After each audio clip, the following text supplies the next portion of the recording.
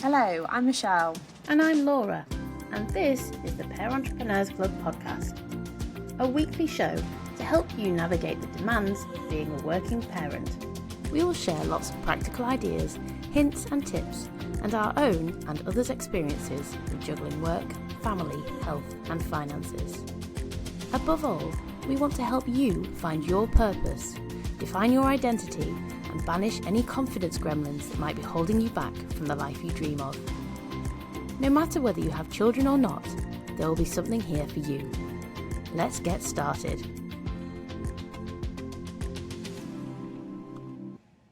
Hello listeners, and welcome to this week's episode of the Pair Entrepreneurs Club podcast. I'm Michelle, one of the co-founders, and today I'm joined by Rebecca Held. And Laura and I both know Rebecca because she's local to Lincoln, and we've met her at a few networking events, and she's got an absolutely fascinating story around her journey into entrepreneurship. So we wanted Rebecca to jump on to today's podcast and share her journey with you. So just as a quick summary, Rebecca's business is leadership and wellbeing consultant. And as I say, a really interesting story. So hopefully you'll all take a lot from today's podcast.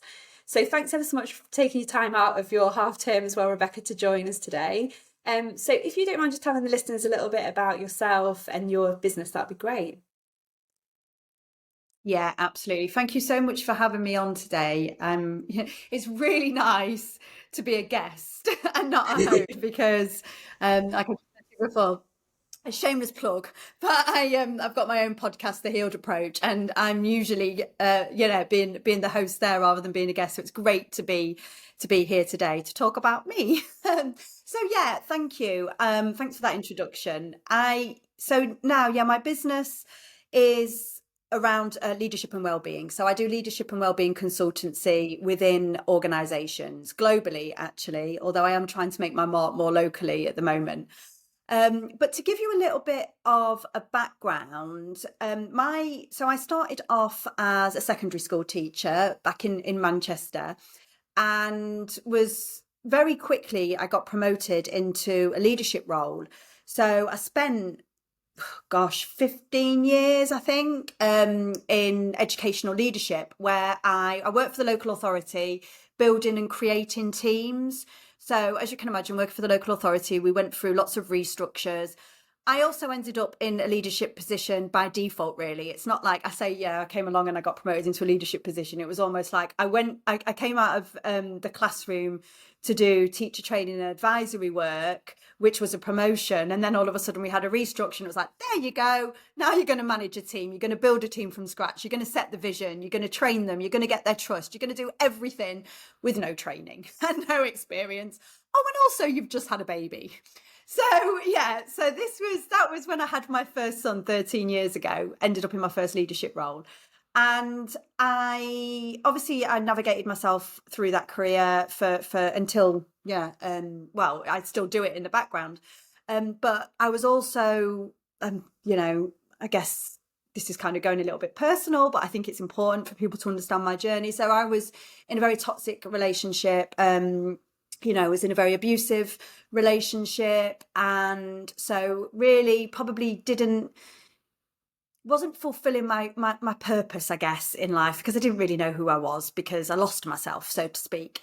Then when I had my second son, who is now almost 10, who was here yesterday while I was doing my own podcasts, I realised, I think it was kind of a light bulb moment for me. So I experienced postnatal depression really badly at the time. The relationship with my now ex-husband, was very, very toxic. And I think I just really hit rock bottom and had a breakdown, which I haven't spoken a lot about. But, I will open up more about that as I feel more comfortable about doing. But it kind of was almost my, things have got to change. So I, at that point, knew I had to leave my husband, knew I needed to do something more fulfilling, because I thought, I've gone through all of these experiences. I need to heal from these experiences, and then I need to give back, because that's what I'm here to do. It might sound a bit kind of woo-woo and a bit spiritual, but it was just, that was the moment when I knew there was more. So I went back. I got held back actually because I wanted to go back and do some kind of counselling or retrain. But at the time, I supported my husband to go because he was about to lose his job at the Royal Mail. So I supported him instead. I carried on in my position at work and supported him to go back and retrain as an electrician. So put all of my kind of things on hold, as you do when you when you don't really know who you are or what you're doing and you're not in a great relationship. But eventually I did go back and I retrained, and I actually retrained. I wasn't sure what I wanted to do. I just knew that I needed to do something different, and I knew that it needed to be, using my experiences to help other people. So I went back and I retrained as a nutritionist. So I spent a year training to be a nutritionist, and during that time is when I set up my business, and I also left my husband. So I found myself with, at the time, a 5-year-old and an 8-year-old going through a really toxic divorce. I ended up with a lifetime restraining order, lifetime court order for my kids. It was everything that could have been thrown at me but I was determined to set up a business and grow a business. So I started out doing one-to-one nutrition coaching, but it wasn't nutrition coaching in the sense that you may, in the way that you may imagine, because it wasn't like I was doing diet plans for people. Just to take you a step back further, I also had anorexia in my late teens and my 20s, probably into my early 30s, if I'm completely honest. And so my reason for retraining in nutrition was to help people heal their relationship with food. Yeah. To not be so consumed with diet culture, to stop feeling that they need to listen to everybody else, to really start to listen to their intuition and feel happier in their own bodies and safer in their own bodies again. Now, as I did that, and as I got more experience doing that, I naturally began to attract business owners, CEOs, leaders who, I kind of recognize, I suppose, my energy and wanted support with not just with their nutrition, with their well-being, with their more holistic well-being. Anyway, I got great results with them. So they asked me to then go and do some work with their employees. And this started out as doing wellbeing workshops, nutrition workshops, fitness workshops. I worked with gyms as well at the time. But I realized pretty quickly that this approach was going to have, it was going to have minimal impact if the culture within an organization wasn't right. Yeah. If we're not setting the scene. And so I kind of almost realized that I needed to combine all of this experience around nutrition and well-being with my experience in leadership and creating cultures and building teams. So it was only 18 months ago, I think, where I decided to pivot the business. And it had already moved from being just nutrition to more around well-being, which is why I was called More Than Nutrition. I've now rebranded. I'm just Rebecca Heald, but I was More Than Nutrition for a bit because I was already moving away from just being known for nutrition. So so then I ended up going into the corporate space, and now I work with leadership teams to make sure. So it's still around well-being. It's still around, getting cultures right, but it's around doing it from a leadership perspective. It's around doing it from an organizational perspective, because that's then when all of the employee stuff is going to have maximum impact. Because for me, that's the gap that was missing. Well-being tends to focus so much on the tip of the iceberg. It focuses on, counselling for employees. It focuses on yoga workshops. It focuses on gym memberships, when really we need to be setting the scene, because all of those things are going to fall short if people don't feel safe, they don't feel that they belong, and they don't feel that they can be themselves. So that was a long-winded introduction. No, and I appreciate, and I'm sure our listeners do, that complete honesty, because it's so fascinating, and it's really a personal story for you. But I think it's amazing to hear that you've had those sort of periods where you felt you needed to heal, and obviously with that you could exhaust yourself into a business. And you're still going, and I love that continued journey of pivoting and diversifying in what you're doing. I think it's so easy just to do something and set it up and kind of say, this is a path I'm going on, this is direction. But actually knowing your clients and knowing what their needs are, that's, it's an opportunity for you in your business, isn't it? But two, it's also serving them a huge importance. It's quite amazing. Yeah, no, but it's all about culture. Absolutely.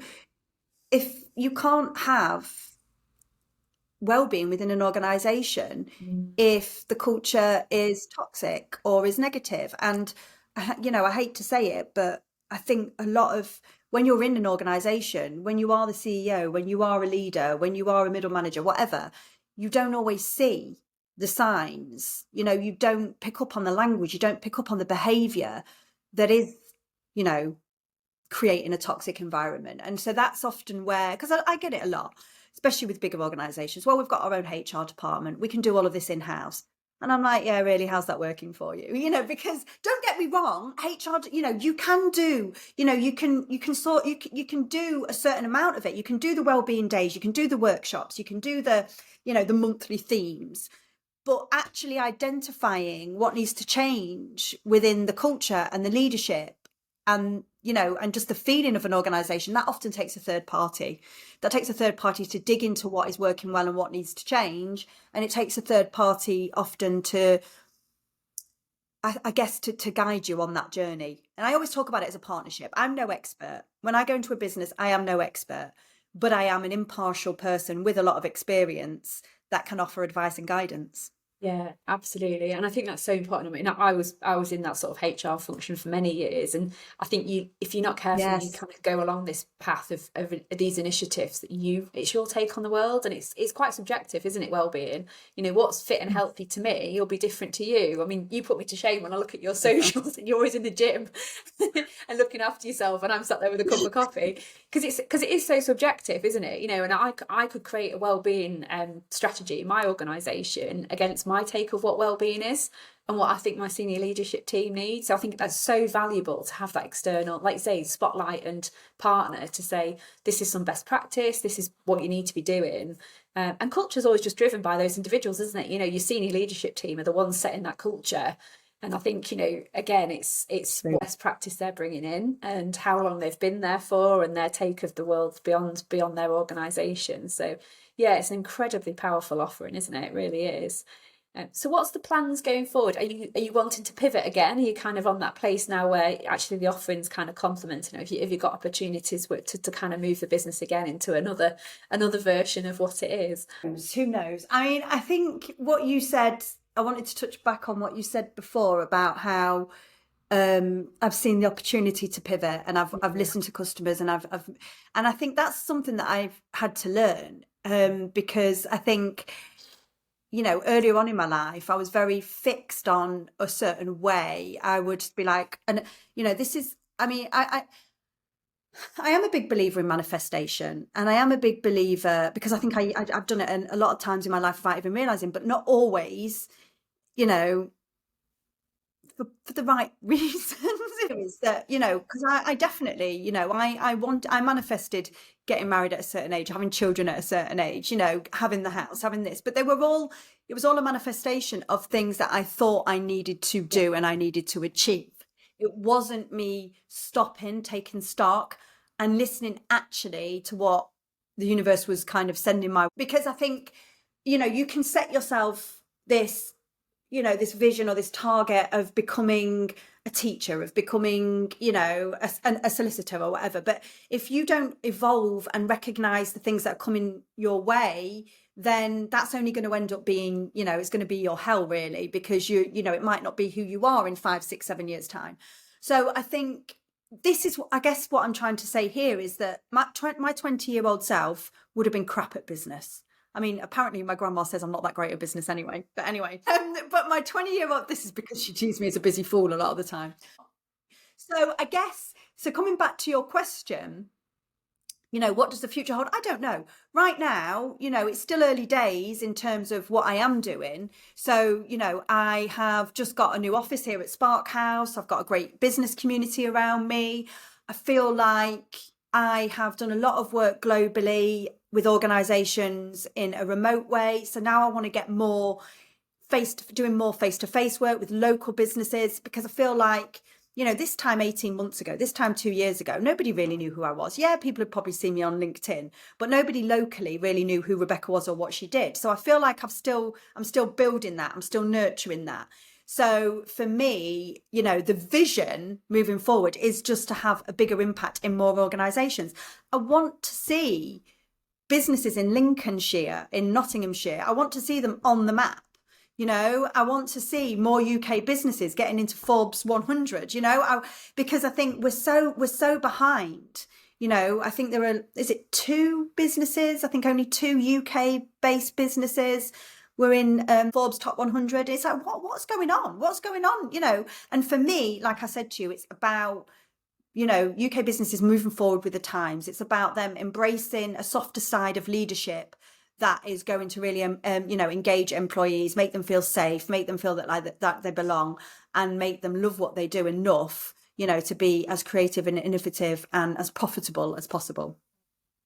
I love that. And I think from your perspective, moving to that face-to-face delivery is quite unique, because obviously a lot of entrepreneurs and business owners have actually gone the other way, haven't they, post-lockdown? And it's kind of grabbed more on more of a global scale because it's more accessible.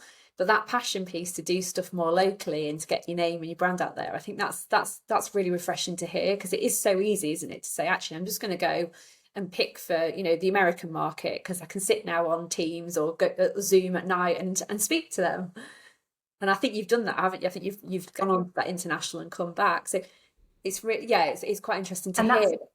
And I think that there's an important point to make there as well, actually, because I think when I was like this time last year, and I attracted American clients, and it was, you need to go for the American market. They're big into well-being, that's where you're going to make your money, that's where you're going to. So I kind of went along with that because everybody said I should do that, and it kind of, oh yeah, but then, like I said, I needed to do that, and I needed to see. And don't get me wrong, I had some great American clients and I got some great results for them, but I know me, and I know, I've got an energy that thrives best in a room around people. And I think one-to-one coaching, one or two, small group coaching on Zoom, fine, that can work. But when you're doing stuff with more people, when you're trying to really dig into an organization, really understand what's going on, I think you cannot get away from the power of being in person. Now, I could work with a business locally and still have a hybrid approach, but actually getting in and seeing people and picking up on on the vibes that they're giving out is so important. And I guess what I'm trying to say here is that I listened to my own gut instinct. I listened to my own intuition. I listened to, I've started to understand who I am and where I work best, and stop listening to everybody telling me what I should do. Yeah, and I think we talk about that a lot, that actually you need to define what your motivators and drivers are and keep going back to that, because all that peer influence, like you say, your nan who might say something, an unhelpful comment, or your partner or your friend, your closest friend, it does put you back into a different position, and what you set out to achieve can move quite quickly because somebody's in your ear. Yeah. I know I had huge arguments with my husband when I set my business up about my branding and my name. When I set up a few years ago, and he said, I just don't think it's too playful, it's not hitting the right market. And I've stood my ground because I set it up for a reason, and that's what I wanted. So I think, it's so important. And like we say, it's probably easy for you, being a single mom and having to balance the 2 boys, to sit at home and sit on Zoom and deliver something, isn't it? But actually to go and do that thing that's so important to you and connect with people, I think that's going to then come through, isn't it, to your clients, that passion. I think it would have been so easy, I'm still juggling, the job part-time, in education. I'm still juggling that with building and growing the business and being on my own with 2 kids and a restraining order. And the kids are seeing their dad now, luckily, so I do get a bit of time there, but it's still difficult. It's still a drain. There are still lots of things that are going on there that have an impact. But, I was like, that's not going to stop me. The juggle is real. And I think there's still a lot of stigma out there. There is still a lot of, I guess, what's the word? There is still a lot of ways of working that don't always support people in my position. But I'm not going to let that stop me. Yesterday I spoke about this. I did a video, I was like, right, I want to do a podcast. I'm not going to sit at home and do my podcast. I'm going to go into my office because it gets me into my headspace. I've got my banner, I need to be doing it where I I'm going to get the best out of me and I'm going to get the best out of my clients. So I came and I brought my son and he sat there and, and do you know what? It did him the world of good to listen to mum and see mum doing what she does, and then we went for pancakes and, actually not pancakes because it was short. We ended up going for a bacon bagel. I would have burnt out. I would have just lost passion for what I'm doing. And that's not what I'm here to do. No, and I think that is really refreshing to hear, because we do that, and if we're not careful, you say it's like the stigma attached to some stuff as well, isn't it? We kind of put this onto ourselves and this pressure onto ourselves unnecessarily, whereas actually, if you're better and you're more productive like that, then you pick and choose, and I think that's being that self-aware with yourself, isn't it, and how you work best.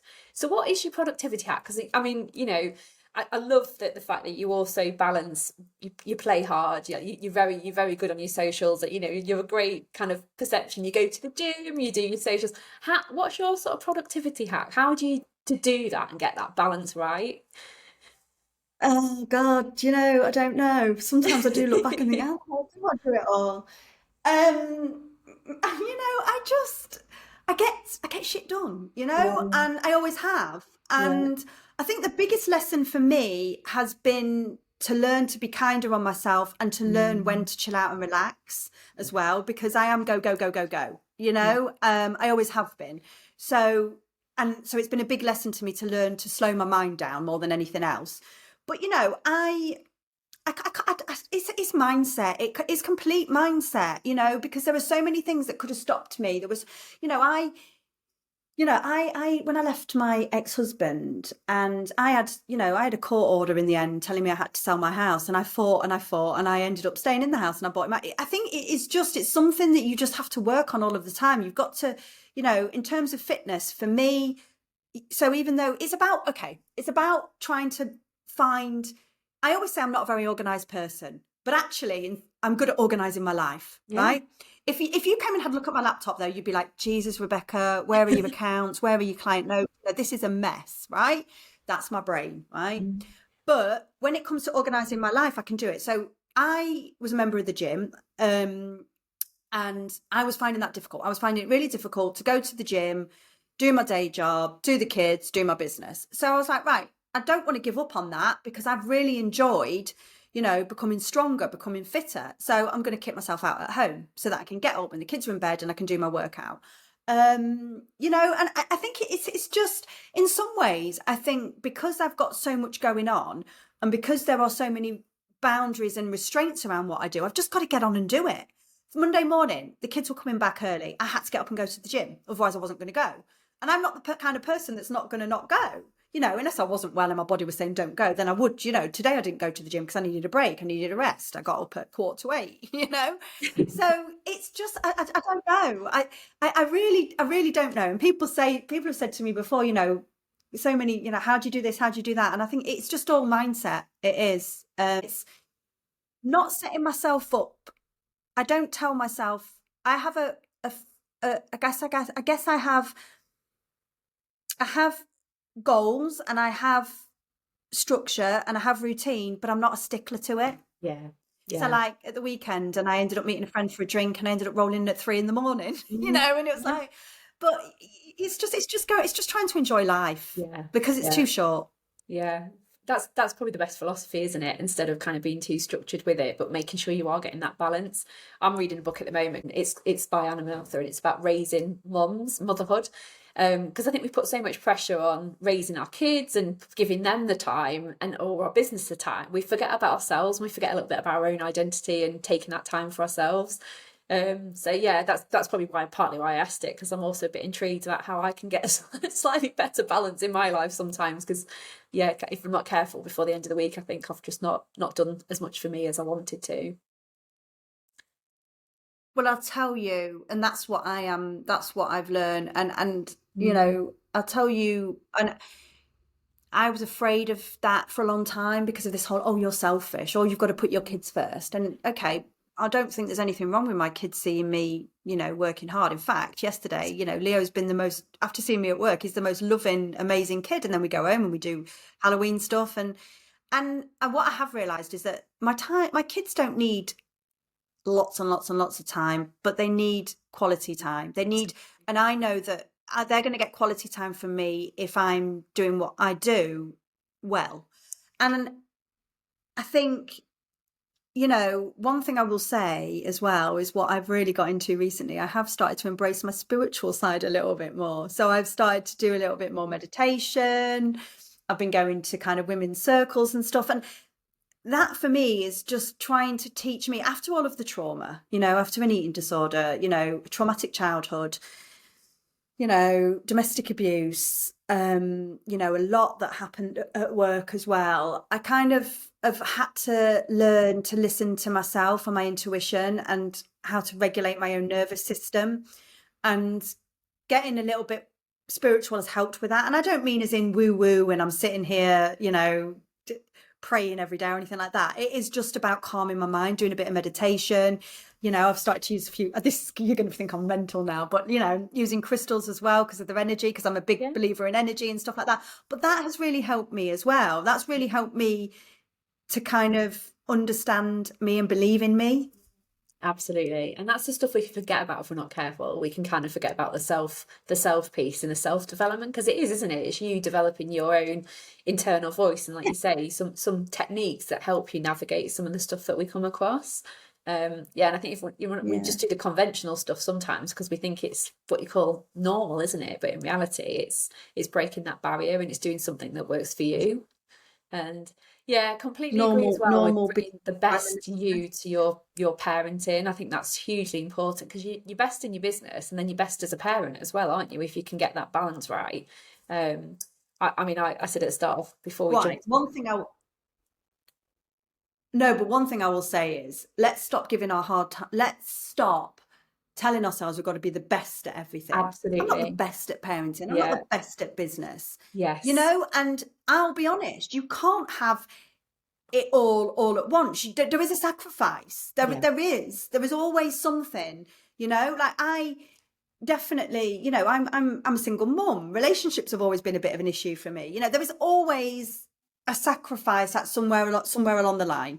Let's stop thinking that we can be super women, because we're not supposed to be, but doing good enough every day and knowing that we are enough every day is what it's about. 100%. And sometimes it's just writing down that expectation list you've got and then really reading it back and realizing how ridiculous it is.